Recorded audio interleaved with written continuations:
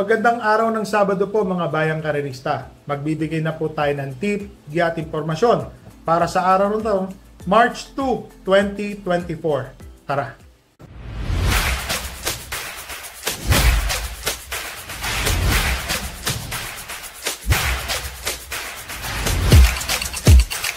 So, mga bayang karerista, Summer Racing Festival na po. Start po ng Summer Racing Festival 2024. Opo.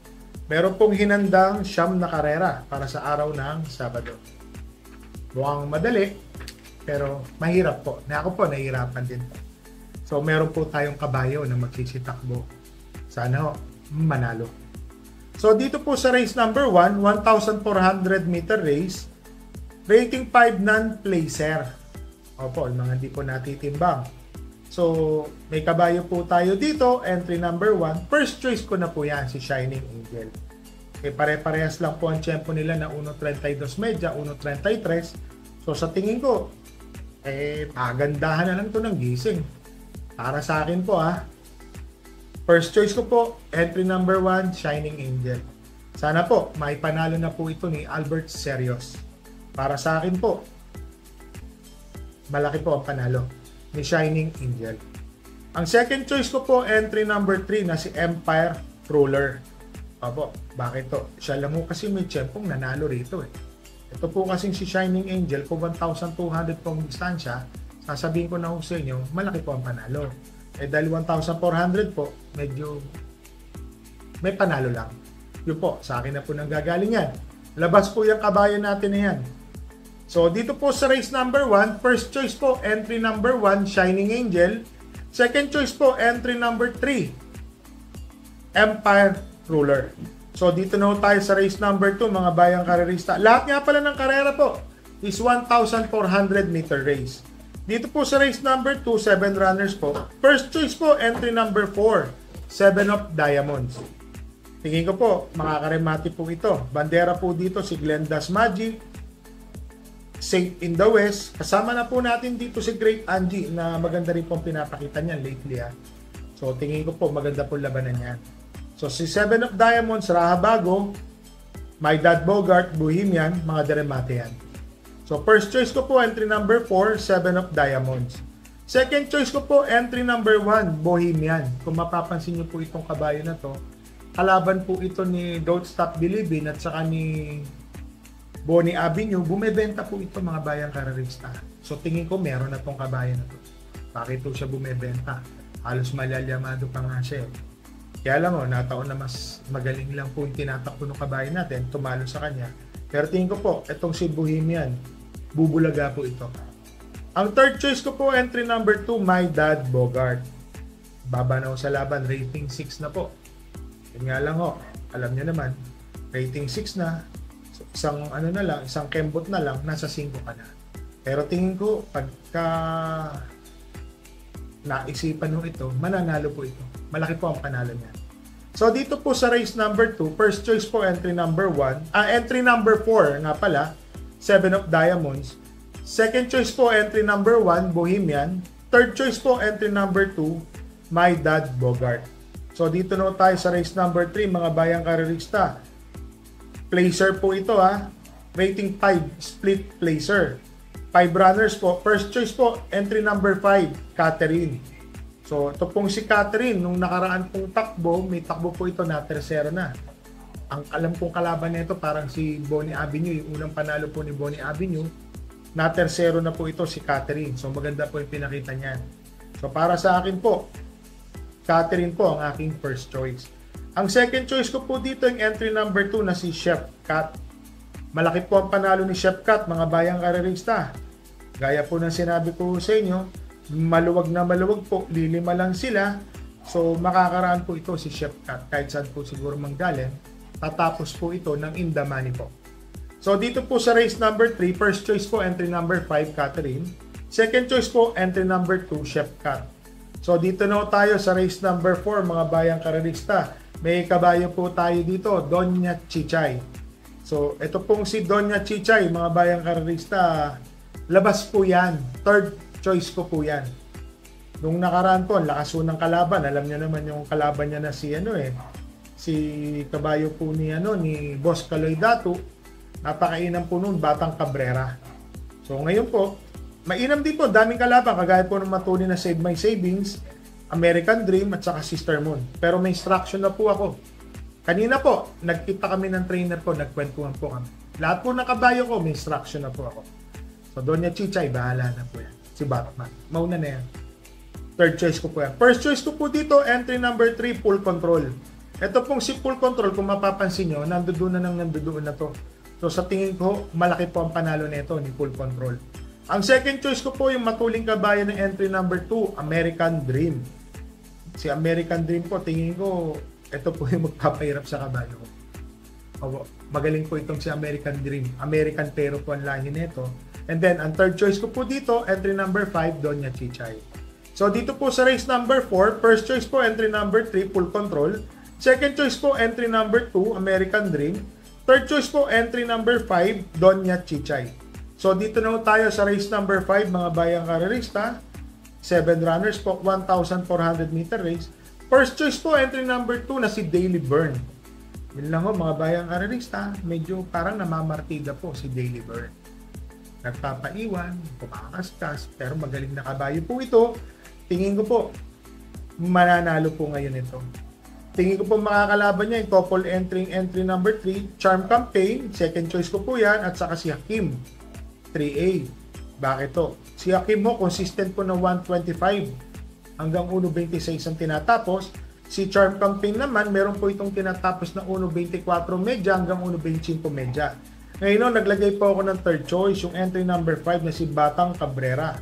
Kung mapapanood nyo po yung panalo nito na banderang tapos, yun nga lang po, medyo may kagaanan ng konting laban na yon. Ngayon po, medyo may kalakasan po. Kaya lang, wala po akong nakitang matulin. Maliban lang po kay Batang Cabrera, third choice ko po siya. So, dito po sa race number 5, first choice po, entry number 2, Daily Burn. Second choice po, 3 and 3A, Charm Campaign, 3A Hakim. Third choice po, entry number 5, Batang Cabrera. Dito na tayo sa race number 6, mga bayang karerista. 6 runners po. Ito po yung Philracom group based on time. 13 and 14 merge. First choice po dito, entry number 2. May 10. Ang ganda ho ng tinakbo nito nung nakaraan. Napakaganda po. Ang kalaban po niya sa unahan is si Don't Stop Believing. Siya pa ho ang kumukuha ng unahan. Ang ganda ho ng tinakbo nito ni May 10. Yun lang po masasabi ko. Para sa akin po, malaki po ang panalo ni May 10. Ang second choice ko po yung entry number 4 na si Eye Opener. Baba po sa laban ni Eye Opener, mga bayang karerista. Para sa akin po, malaki po ang panalo niyan. So dito po sa race number 6, first choice po entry number 2, May 10. Second choice po entry number 4, Eye Opener. So dito na tayo sa race number 7. Eto na po. May kabayo po tayo, entry number 1, Bonnie Avenue. Kung kursunada nyo po, isama nyo po. Labas po yung kabayo ko na yan. Ulitin ko lang, nasa numero 1 po yan. Napakalakas na po ng kinakalaban niya. Si Lumunsudan Falls, si Iris, Fish of Cake, Instant Notice, Galloping Ghost, Kentucky Rain, yung tumalo po sa kanya, Work From Home, Del Monte. Pero malay nyo, manalo po si Bonnie Avenue, labas po yan. So ang first choice ko po dito yung entry number 8 na si Work From Home. Mga bayang karerista, para sa akin po, napakababa po ni Work From Home. Lumalaban po ito ng 34 hanggang 39 na ratings, na ibaba na po ito ng rating 15. Tingin ko, malaki po ang panalo nito. Ang second choice ko po dito yung 2 and 2A, Lumunsudan Falls and Iris 2A. Si Iris po kasi, mga bayang karerista, matuling kabayo. Napakainam po nito pagka kumilos po ito.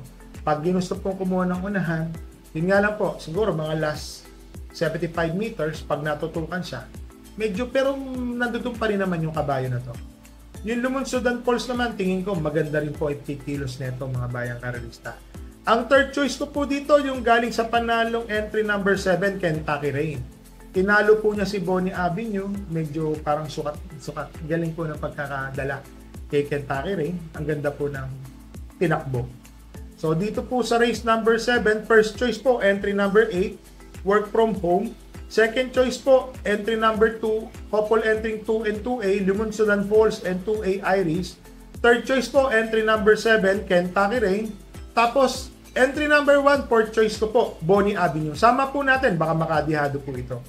So, dito na tayo sa race number 8, mga bayang karerista. 1,400 meter race, 7 runners po, 16 to 21. First choice po, entry number 7, Sebriting. Ito po kasing si Sebriting, mga bayang karerista, imported po ito sa pagkakaalam ko po. So, para sa akin po, malaki po ang panalo nito. Ang second choice ko po dito, yung ganda ng panalo ng nakaraan, Buntay Shore, entry number 4. Tingin ko kaya pa umulit ni Buntay Shore, mga bayang karerista. Ngayon, pag may korsonada po kayo dito, may nakikita po kayo, dagdag po tayo. Pero ako po, pili ko po dito sa race number 8, entry number 7, first choice Everything. Second choice, entry number 4, Buntay Shore. So, dito na ho tayo sa race number 9, mga bayang karerista. May kabayo na naman po ulit tayo dito. Entry number 5, Tiposi. Third choice ko po. Ito po yan, mga bayang karerista. Matapat ko na po kayo. Si Tiposi po, maganda naman po yung ensayo niya. Yun nga lang ho, galing po kasi talaga to sa diferensya sa kuko. Sumipa po ito sa kwadra, nagkaroon ng crack, kaya medyo may katagalan po. Parang 2 o 3 21 days tatlong cycle ng kuko, pinahaba pa namin para malagyan po ng bakal. Bumaba po yung biyak niya. Yun po ang nangyari dyan. Pero na-ensayo po yan, mga bayang karerista. Hindi ko po pwedeng sabihin na walang panalo. May panalo po yan. Para sa akin po, si Tiposi, third choice ko, decision nyo po yan, mga bayang karerista. Pero may panalo po yan. Ang first choice ko po dito, Dihado, entry number 8, Ivan. Bakit tong si Ivan? Kung napanood yung pintakbo ni Ivan nung nakaraan, nanonood po ito ng tersero pwesto, tersero. Isang bigla lang po ni Ivan, kuha ng unahan, inabot lang po ito sa meta. Nametahan lang po ito si Ivan. Baka mamaya ho, bumabalik po yung galing nito dahil alam ko naman na ang kinakalaban po nito sa maiden, malalakas po. Parating nauuna. Ang second choice ko po dito, yung entry number 2 na si Jowo. Si Jowo po, mga bayang karerista, rating 8. Nung nakaraan, maganda po ang tinatakbo. Kala ko nandun na tersero, patuwad segundo, tersero, kwarto pwesto po ata tinapos niya. Nandun na rin po siya, mga bayang karerista. So, dito po sa race number 9, first choice po, entry number 8, Ivan. Second choice po, entry number 2, Jowo. Third choice ko lang po, si entry number 5, Tiposi. So, mga bayang karerista, shoutout lang po tayo kay Mr. Jaime Aquino, Ronilio Bustillo, Arch RPJ, Jeff Reyes Guerra, Batang Gonzaga, Karerista Boys po kay Mr. Ramil, Arnel, and Willie, kay Roselio Clotario, kay Ronron Clotario, Reynaldo Hernandez, JC Kalimag, Omeng Del Rosario, Kagawad Manny Roque, Tata Tuts OTB, Lorenzo Jeronimo, Dabarkads OTB, Reynaldo Bilan, Ogie Pilapil, Cesar Salazar, Mr. Randy Conejos, at kay Mr. Erwin Guanzon. So mga bayang karerista, remind ko lang po, yung mga tatakbo po natin, iisa-isahin ko lang po. Dito po sa race number 1, entry number 1, Shining Angel. May panalo po yan. Yun nga lang, kung titignan nyo po yung huling takbo, hindi po naging maganda, tulang pa ho si kabayo. Ngayon po, nakaparang tingin ko, pare-parehas naman sila, pagandahan na lang po ng tulog po. Tapos dito po sa race number 4, may kabayo po tayo, Doña Chichay, entry number 5.